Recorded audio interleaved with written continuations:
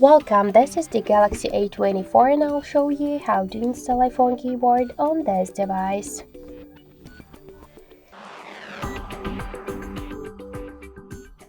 So to do that, we should first open the Play Store app and in the search bar we should enter the green Apple keyboard. And now we should get this application, so tap the install button and wait a couple of seconds.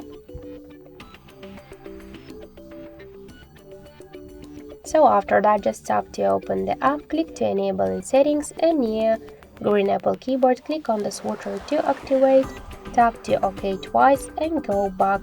Click to switch input methods and switch your currently keyboard to the green Apple keyboard. So now the process is finished, and let's just check the new keyboard look. Then we could see that this keyboard is so close to the iPhone 1 as all of the emojis.